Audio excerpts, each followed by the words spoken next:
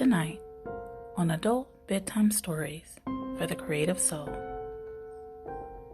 This time, I'm going to see who's in that house, I said to myself as I stood behind the parked truck. I crouched low to not be seen. I saw a figure approach the house and press the doorbell. They had on a black cape and gloves to match. The door opened but shut before the figure could go in the house. Next, the door reopened and I saw another figure with the same black cape.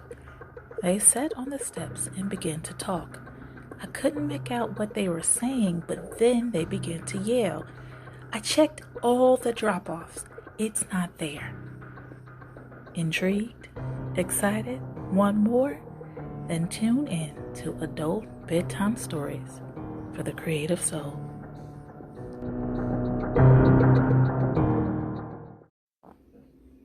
Welcome, Creative Souls, to Adult Bedtime Stories. I am your host, Kamani, aka the Adult Storyteller. We have a short story that will be read tonight. Grab your favorite drink, snuggle in your comfy blanket, and enjoy the show. Let's jump in to last meal of the night. Knocking on a door can cause a serious pain in the knuckles. I thought to myself as I counted to 500.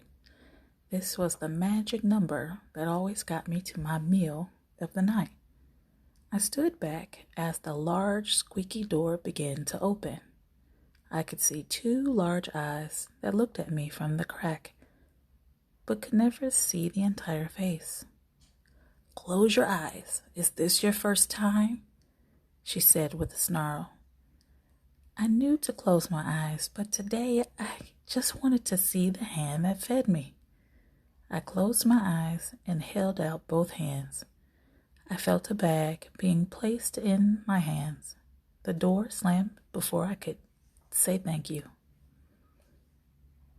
I had been coming here for over a year.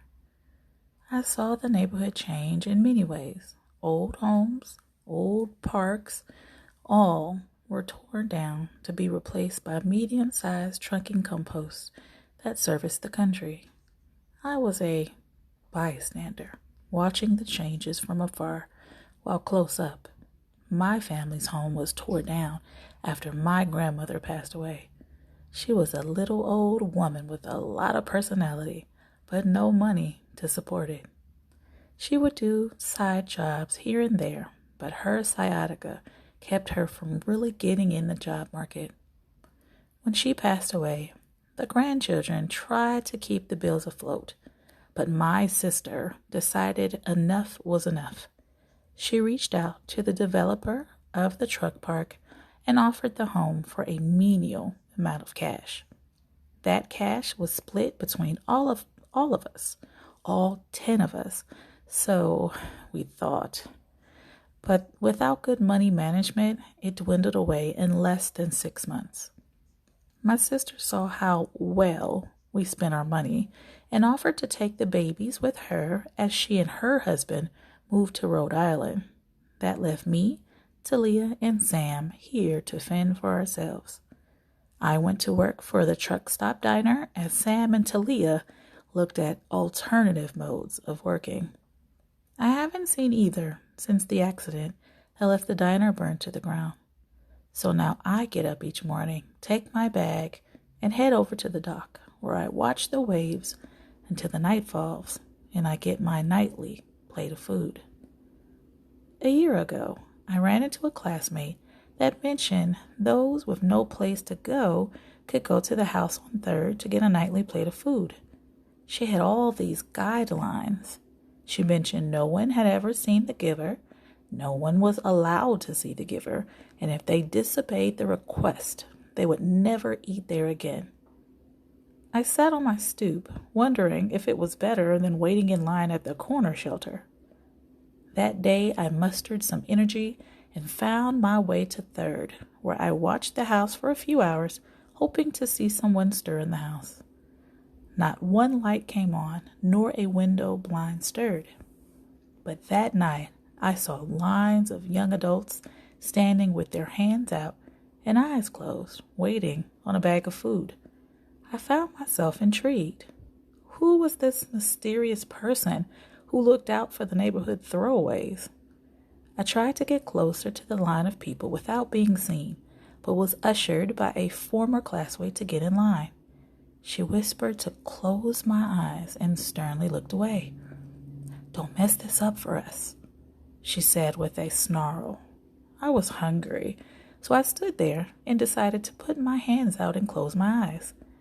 I heard an old lady arguing that she did not know me and that I was new there.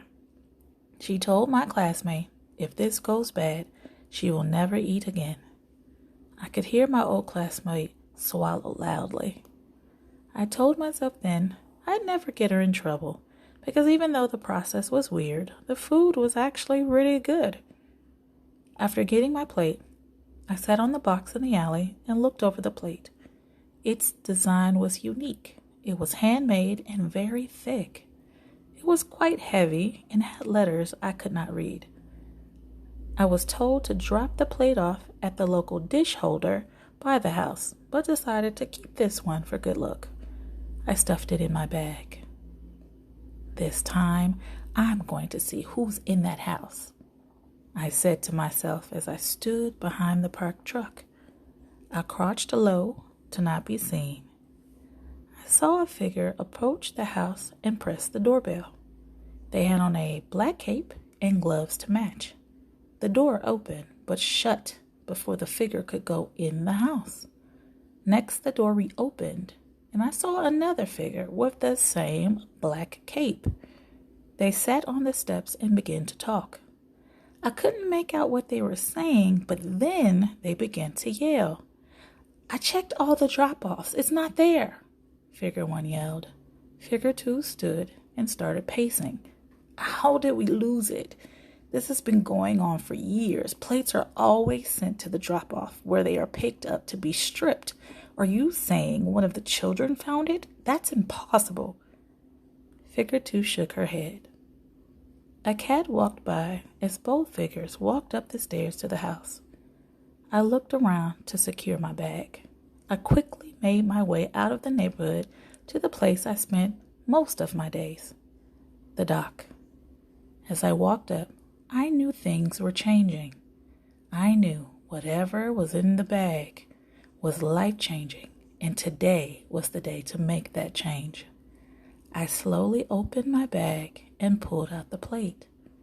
I carefully rubbed the texture of the handmade plate through my fingers, reveling in its beauty. I saw the letters, pressed the groove, and a small drawer slid out. My heart beat faster as I put the plate down to grasp the small black bag that was positioned in the etching of the drawer. I touched the black bag, feeling the sharpness from the outside. I finally opened the bag, and what I saw would change my life forever, but felt a sack cover my head as my vision went to black. Thanks for tuning in. If you'd like to be featured on the next Adult Bedtime Stories, send an email to adultcreativesoul@gmail.com, and that's ADULTCreativesoul@gmail.com, or feel free to send a message. The link is in the show description. And as always, we are PG-13 family, so keep it spicy and tantalizing, but always keep it tasteful.